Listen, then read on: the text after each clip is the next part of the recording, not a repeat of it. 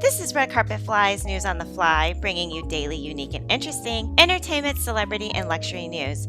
Before we get started, you guys know what to do. Like, follow, and subscribe to Red Carpet Fly, and hit that notification bell so you don't miss a single News on the Fly episode. Okay, let's get into it. So we lost a celebrity recently, so I just want to take a second to recognize one of our fallen stars. Traci Braxton, singer, actress, reality star, and member of the famed Braxton family, has passed away. She was 50 years old. She fought a lengthy battle with esophageal cancer, which she chose to take on away from the public eye. I love the Braxton sisters. Their voices are truly blessed. When they all sing together, you get chills because they sound so good. Traci was always positive, hopeful, and the funny one out of all the Braxton sisters. She will truly be missed. R.I.P. Traci Braxton. Justin Bieber's wife, Hailey, rushed to the hospital after medical emergency, reportedly suffering brain issues. Hailey Bieber has reportedly been hospitalized due to a brain condition that could possibly be linked to COVID. Justin Bieber announced that he tested positive for COVID-19 a few weeks ago and subsequently had to postpone his tour after coming down with the virus. He has since recovered. According to Radar Online, the pop star's wife supposedly had to go through several medical tests to help figure out what exactly caused her medical emergency, but doctors have yet to determine a cause for the strange symptoms. The hospital is currently looking at a connection between Hailey's medical issues and coronavirus, whether it was from catching the virus herself or being around Justin throughout his recovery period. While medical officials are still trying to figure out all the full diagnosis, Hailey has since been discharged. Sources close to the socialite claim that she's doing okay after the medical scare. Hailey was all smiles only a day before her health scare, posting pics and videos on her Instagram, wearing a black and red outfit with the caption, "Last night." Yikes! I hope the doctors find out what's wrong with Hailey. I know I saw her on Instagram the other day with Keke Palmer, sending good and healthy vibes her way. I know things are opening back up and we're all getting back to a somewhat normal life, but COVID is still out here in these streets, and we have yet to see the long-term damage it has caused for long haulers. I'm not saying that Hailey is a long hauler COVID survivor, but I'm just saying that we don't know the entire impact COVID has left on our collective health.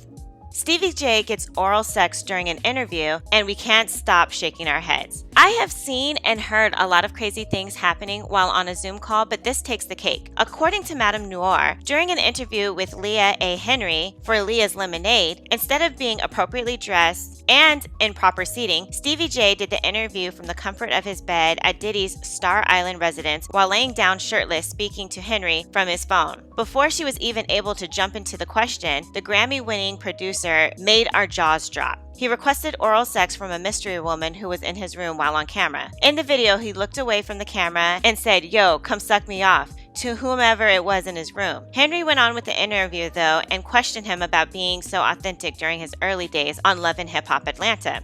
As he was seemingly pleased off camera, the interview went on and Stevie J spoke to Henry about Diddy, whom he is working with again and making headlines again after Freddie P from the band accused him of ruining his life. They touched on there being a such thing as the Diddy curse, which Stevie said he doesn't believe in. That's their problem, he said when discussing bad boy entertainment artists, feeling like they got the short end of the stick. You have to handle your business when you handle your business. I never gave an artist a contract and said, "Don't talk to your lawyer." Talk to your lawyer. Later in the interview, he goes into the bathroom and Henry jokingly addresses him about being naked during their chat. She pointed out how huge his tattoo of his estranged wife, Faith Evans, whom he filed divorce from, was staring into her soul, and he replied, "I'm doing it for my wife." Once he made that comment, a woman approached him and said something, and he replied, "Yes, I'm doing this for her too. Did I ask you for something?" He then redirected his attention back to the interview. So I actually know this correspondent. We've actually been in some of the same Zoom press conferences before. I watched this interview, and she remained completely professional throughout all this foolishness. And this interview is kind of weird, but she's staying calm, cool, and collected. So in the interview, you can see him in bed, and then you see like a body shot of him, and you can see like a hand on the lower part of his body.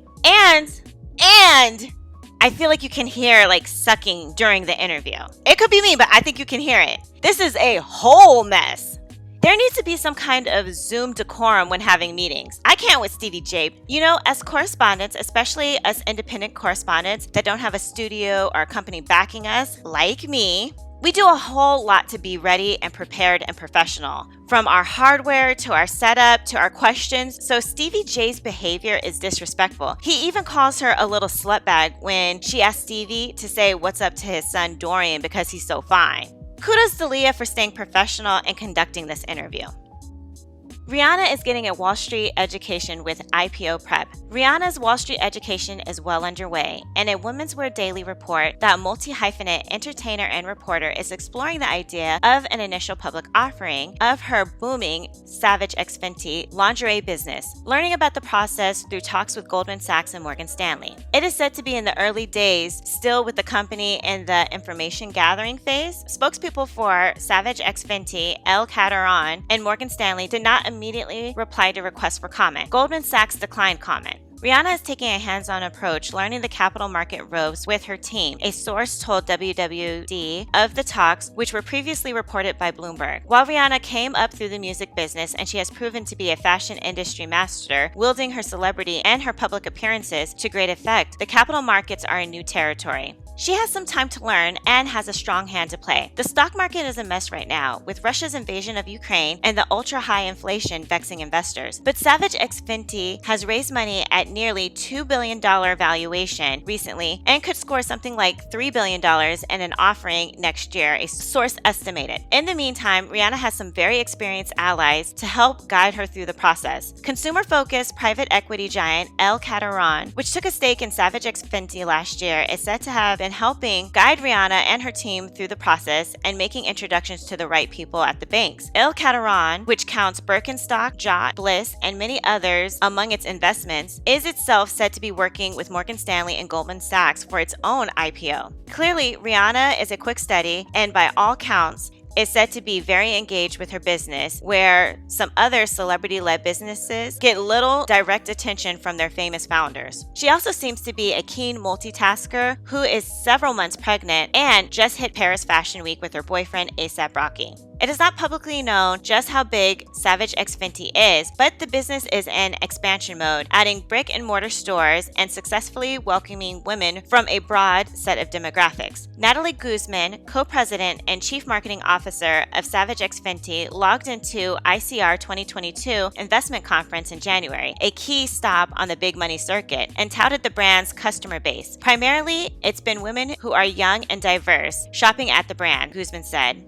The average age of the company's shoppers is 33, with 65% of its customers being between 18 and 35. And it's a diverse group balanced among 35% Black shoppers, 30% white, and 20% Latin. Although she has a moderate income, we have over 50% of her wallet share when it comes to intimates, Guzman said. And she's loving the product. The brand message is really resonating with her. She loves the fit and the content and the imagery that she's seeing. And she is also loving the value that we are offering through our membership pricing. The brand has been promoted with a fashion show on Amazon Prime for 3 years that feature a very diverse cast of models, boosting a variety of body shapes, ages, and skin tones. And that message is clearly resonating, as evidenced by the investors that have converged on the brand, the big valuation, and its ability to keep building in the business. Last month, sources told WWD that Savage X Fenty was opening a store in downtown Brooklyn near the Barclays Center, near other hot retailers including Kith, Target, Adidas, Uniqlo, and Apple.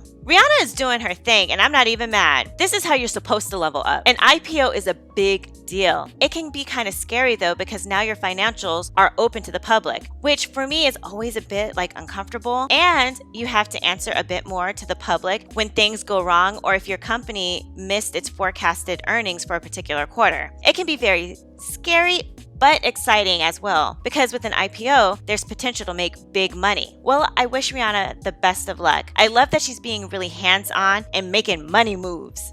Well, that's it for Red Carpet Fly's News on the Fly. Please like, follow, and subscribe to our YouTube channel, Red Carpet Fly, and also follow us on Instagram and Twitter at Red Carpet Fly. And until Monday, always stay fly.